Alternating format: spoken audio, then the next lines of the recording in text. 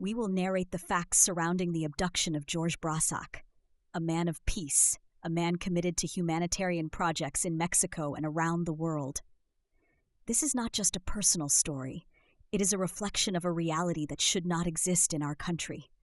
Georges Brassac, president of the Civil Association for Peace, fought to build bridges of understanding, to unite people through the principles of justice and human rights.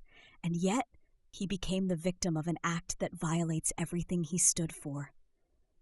A country that seeks justice cannot pretend everything is fine while it allows events like this to happen. How can a government speak of rights while its actions contradict its own words? Justice must be for everyone, regardless of gender.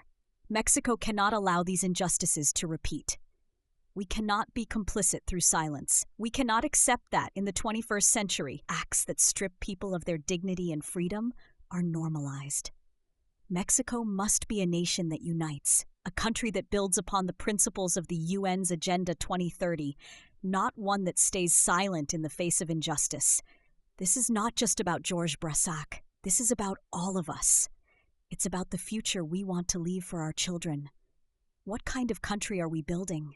One where authority is kidnapped, or one that defends truth and justice at any cost? It wasn't a cell, it was a cage. I felt like an animal in a circus, stripped of my dignity, of my voice. When there is no dialogue, there is war, and violence should never be the answer. Authority has been taken hostage, justice is under threat, but we still have a voice, and it's time to use it. On a Tuesday morning, I appeared before the family court magistrate to declare and to thank the Mexican justice system. For months, I observed how the facts were handled with calm, with the goal of serving truth. It was concluded that Norma had been misled by her lawyers, convinced the house belonged to her. Even now, she repeats, "But it's my house." But the judges decided she was to leave on January 29th. Instead, she returned home full of rage, calling the judges corrupt, calling the expert corrupt, threatening everyone, and threatening me. Every day I asked her, "What do you want?" But she never said it. Because she couldn't. Because it was always about one thing, money.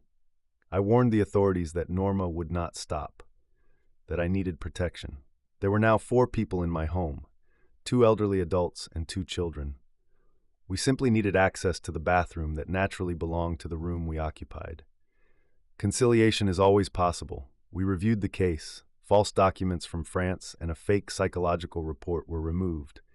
In both therapy sessions we attended, we suffered under Norma's behavior, her yelling, her threats, her bad faith. The psychologist would say, "Norma, when you exert that pressure, you must step away, reflect, and come back as a partner." That day with the magistrate, I thought it was resolved. I said, "I am always ready to reconcile with Norma, as long as what was false is withdrawn." But dialogue was always impossible.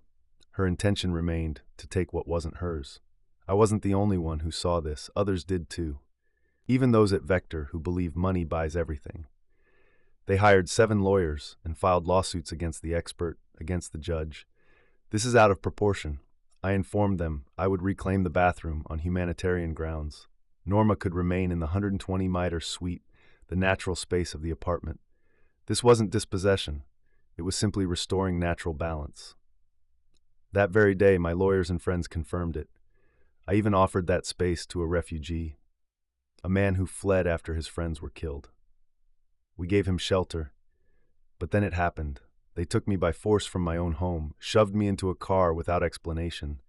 Only at 3 a.m. did I learn my crime, changing 3 door locks. 6, maybe 8 officers arrived. It felt like a drug lord's arrest.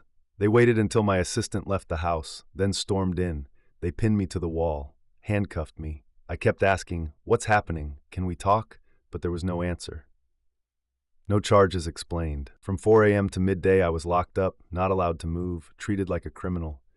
They took me without telling me where. They stripped me of everything. No pen, no paper, no explanation.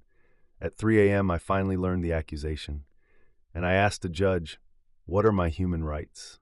But got no answer.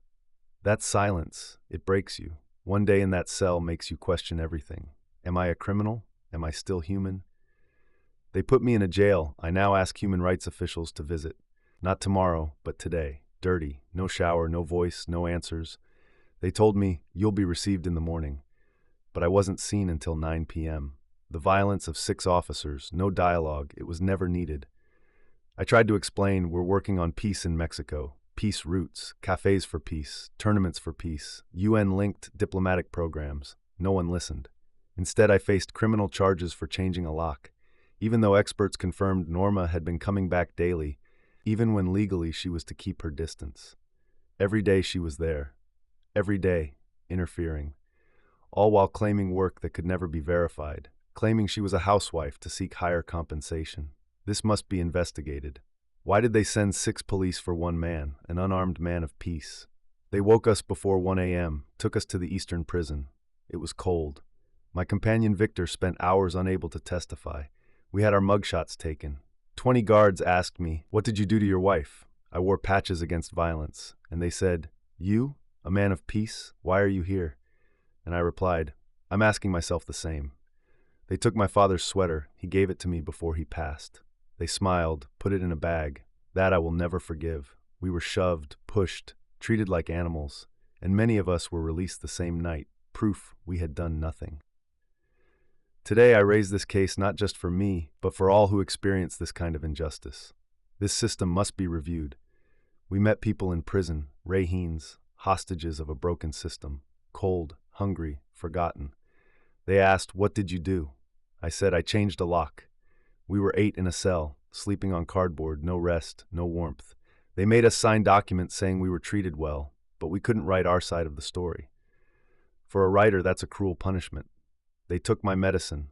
The French embassy intervened, but they had already thrown my insulin away. There was no food, no help, no answers. I arrived at court starving, unprepared. I had 15 minutes with my lawyer. I tried to explain, I am a man of peace. I always offered reconciliation, but she never said the truth. She wanted my money. Today I demand justice. I ask for open eyes. This is not just my case. It is a reflection of a system in urgent need of change.